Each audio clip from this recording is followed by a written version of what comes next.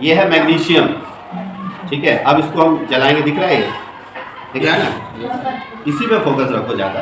तो जब इसको जलाएंगे, इसको जलाने के लिए हम कौन से जो लौ है उसके 3 क्षेत्र होते हैं, एक होता है नीला क्षेत्र, एक होता है काला, एक होता है पीला। तो कोशिश करेंगे हम नीले क्षेत्र में रखें, तब वो जल्दी जलेगा।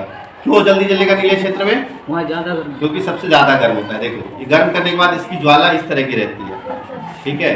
और आपको इसका पाउडर भी देखना, आ जाओ, आपको इसका पाउडर भी देखना है कि जलने के बाद किस रंग का पाउडर होता है। एक तो ज्वाला आपको बतानी है कैसी होती है और पाउडर कैसा होता है। तो अब आपको सबको धुंधला दिख रहा होगा, उसका कारण भी वही है। और ये आपको किस रंग का पाउडर है? सफेद रंग का पाउडर। तो अगर हम इसको मान लो इसको ऐसे रख दें, देखो थोड़ी देर में बुझ जाएगा। बुझ गया? क्यों बुझ गया? क्योंकि इसको ऑक्सीजन नहीं मिला।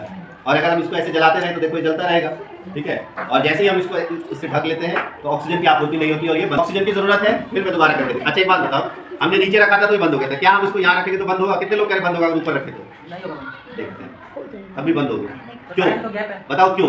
ये गैप है लेकिन तभी बंद हो गया। कारण क्यों? उसका कारण है कि जो पहले से इसके अंदर कार्बन डाइऑक्साइड गैस है वो क्या करती है, इसको बुझाने का काम करती है। कार्बन डाइऑक्साइड गैस एक आग को बुझाने का काम करती है। थोड़ी देर बाद जब इसका कार्बन डाइऑक्साइड, इसको कहते हैं मीठा सोडा, जब इस्तेमाल करते हो मीठा सोडा। और एक ये हमारा अम्ल है जो आप घरों में इस्तेमाल करते हो, इसको हम कहते हैं एसिटिक एसिड, जो आपका सिरके में, विनेगर घर में यूज करते हो, चाउमीन में डालते हो विनेगर, तो उसके अंदर जो अम्ल होता है उसे हम कहते हैं एसिटिक अम्ल।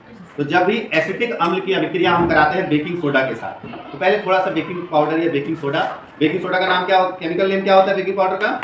Sodium hydrogen carbonate. क्या होता है? Sodium hydrogen carbonate. तो थोड़ा सा पहले हम बेकिंग सोडा लेंगे और बेकिंग सोडा हमने डाल दिया। इसको क्या कहते हैं? परख नली। क्या कहते हैं?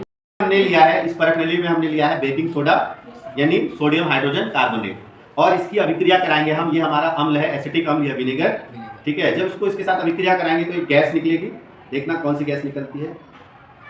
अगर आप ध्यान से देखो, गैस निकल रही है, बुलबुले निकल रहे हैं। yes, अगर इसके सामने हम जलती हुई माचिस, ये मोमबत्ती लेके जाए, बुझ गई? yes, क्यों बुझ गई? क्योंकि इसके साथ गैस निकल रही है। वो कौन सी निकल रही है? Carbon dioxide. देख रहे हो बुझ रही है ये। yes, यहाँ तो इसको ऑक्सीजन भी मिल रहा है लेकिन तब भी बुझ जा रही है। क्यों बुझ रही है? क्योंकि इससे जो गैस निकल रही है वो है कार्बन डाइऑक्साइड, और कार्बन डाइऑक्साइड गैस बुझाने में काम आती है। और यही काम होता है जो हम सिलेंडर यूज करते हैं आग बुझाने वाला, उसमें भी यही पाउडर का इस्तेमाल होता है और अम्ल का इस्तेमाल होता है। और जब दोनों अभिक्रिया करता है तो बहुत तेज कार्बन डाइऑक्साइड गैस निकलती है और उससे आग बुझ जाती है।